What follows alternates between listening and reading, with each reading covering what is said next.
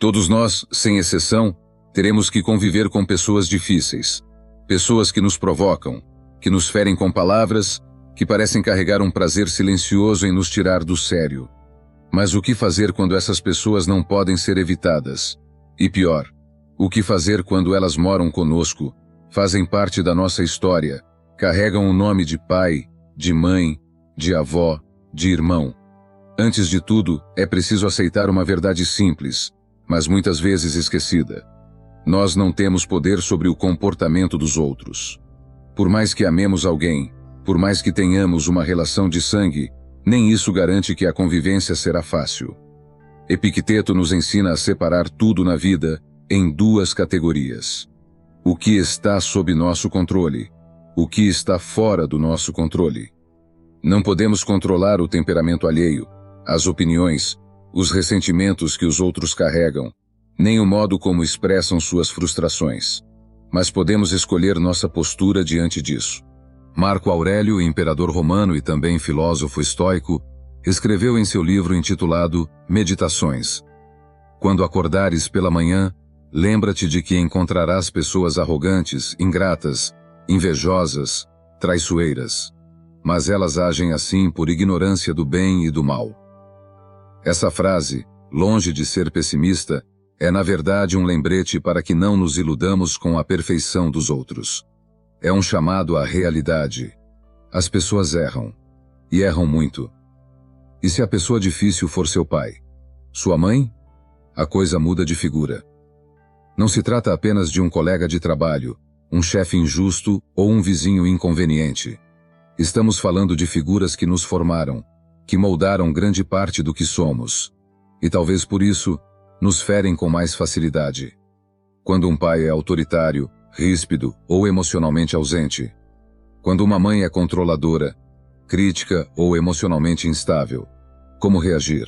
A primeira reação natural é o sofrimento. E é compreensível. Esperamos dos nossos pais acolhimento, apoio, amor incondicional. Mas nem sempre recebemos isso. É aqui que o estoicismo nos ensina uma virada de chave poderosa. Aceitação racional da realidade. Aceitar que nossos pais têm suas histórias, que foram formados por dores que talvez nunca contaram, que muitas vezes também foram filhos maltratados, reprimidos, ignorados, e que hoje, mesmo com amor, não sabem nos amar do jeito que precisamos. E ainda, um conselho importante: não queira ser a babá do seu pai, da sua mãe ou da sua avó. Digo isso no sentido de querer resolver situações perante outras pessoas. Ele ou ela já é adulto o suficiente. Apenas dê sua opinião ou tente resolver quando for extremamente necessário. Isso não significa passividade. Significa libertar-se da ilusão de que eles precisam ser diferentes para que sejamos felizes. Sêneca dizia: nada é mais infeliz do que o homem que nunca aprendeu a suportar. Mas não é suportar no sentido de aguentar tudo calado. É suportar no sentido de reconhecer que algumas lutas não são suas, e que sua verdadeira liberdade começa quando você para de lutar para mudar o que é imutável. Estabelecer limites com sabedoria. Isso não quer dizer conviver de forma submissa ou aceitar abusos emocionais. Muito pelo contrário. O estoicismo ensina também a ação racional, agir com justiça, moderação e coragem.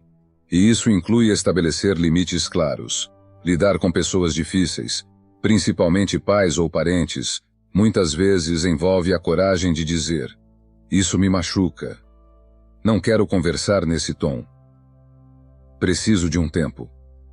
Mas essa fala vem sem raiva, sem gritos, sem imposição. Vem de alguém que já entendeu que não precisa vencer a discussão, mas preservar a própria paz. Rubem Alves, escritor brasileiro, dizia: há pessoas que nos falam e nem as escutamos. Há pessoas que nos ferem e nem cicatrizes deixam. Mas há pessoas que simplesmente aparecem em nossa vida e marcam para sempre. Às vezes, essas marcas são profundas, e não necessariamente boas, mas mesmo assim, podemos aprender com elas. Transformar dor em sabedoria. Lembrança em compreensão. E mágoa em maturidade.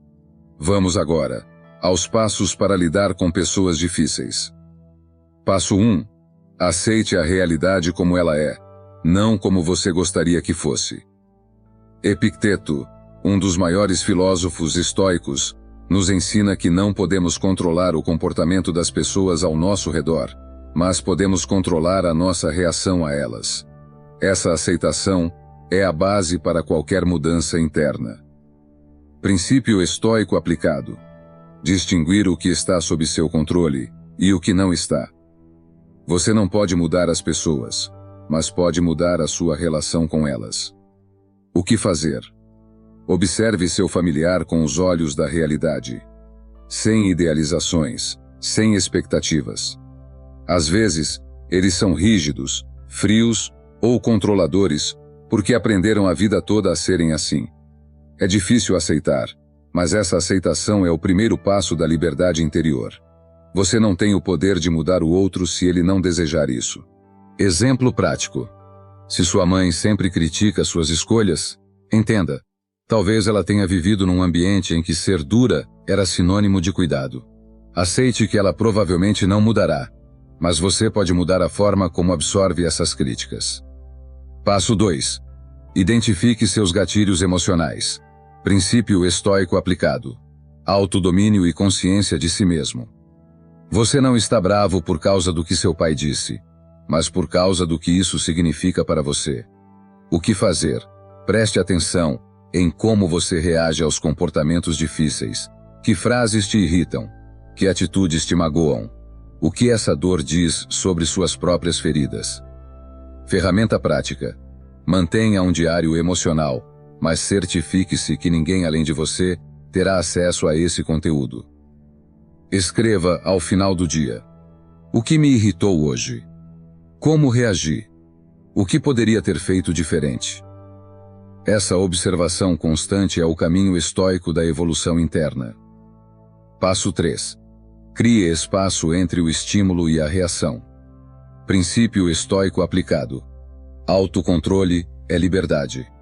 Entre o que acontece e a sua resposta, existe um espaço, e nesse espaço mora sua liberdade. O que fazer? Antes de reagir a um comentário ofensivo ou controlador, pare. Respire fundo. Dê um passo mental para trás. O estoico não age por impulso, ele age por escolha. Exemplo prático. Se seu pai te provoca, em vez de responder na hora, diga: vou pensar sobre isso. Ou, prefiro falar sobre isso depois. Essa pausa não é covardia, é domínio próprio. Passo 4. Estabeleça limites com firmeza e respeito. Princípio estoico aplicado. Agir com coragem e justiça, sem agressividade. Você pode ser gentil e firme ao mesmo tempo. O que fazer? Dizer não é uma forma de amor. Amor próprio. E estabelecer limites com quem amamos é um dos maiores desafios da maturidade. Frases que podem funcionar. Eu entendo sua preocupação, mas essa decisão é minha. Não me sinto confortável com esse tipo de conversa. Importante, o estoico não grita, não humilha, não acusa. Ele se posiciona com clareza e serenidade. Passo 5. Exercite a empatia racional. Princípio estoico aplicado. Compreensão sem apego emocional excessivo. O outro age de acordo com o que sabe. Se soubesse mais, agiria diferente. O que fazer? Procure compreender a história emocional do outro. Seus pais também foram filhos. Também têm traumas, medos, inseguranças. Isso não justifica tudo, mas ajuda a diminuir a carga de ressentimento. Exemplo prático. Pergunte a si mesmo: como era a infância do meu pai? Quais medos minha mãe esconde por trás do controle? Isso traz humanidade para a relação e pode transformar dor em compreensão. Passo 6. Pratique o silêncio e o desapego emocional. Princípio estoico aplicado. A paz está em não reagir a tudo. Nem toda provocação merece resposta. O que fazer? Às vezes, o melhor argumento é o silêncio. O estoico sabe que preservar a paz vale mais do que vencer uma discussão. Exemplo prático. Se sua mãe fizer uma crítica sem fundamento, respire e diga: Obrigado por compartilhar seu ponto de vista. E siga sua vida.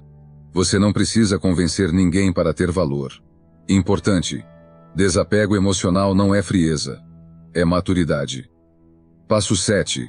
Cuide da sua mente e do seu espaço emocional. Princípio estoico aplicado. Cuide da alma como um jardineiro cuida da terra. Você precisa ser o guardião da sua paz interior. O que fazer? Medite. Faça caminhadas sozinho. Leia livros de filosofia, poesia e espiritualidade. Cerque-se de pessoas que te elevam, não que drenam. Busque terapia, se for possível. Nos comentários deixarei opções de psicólogos que realizam atendimentos presencial ou online em valor acessível. Não negligencie sua saúde mental. Procurar ajuda psicológica pode ser o maior ato de amor que você já fez por si mesmo. Tenha em mente: eu não escolhi a família em que nasci ou fui criado, mas escolho todos os dias quem eu quero ser, apesar dela. Gostou desse vídeo? Deixe seu comentário, curta e se inscreva no canal. Até o próximo vídeo.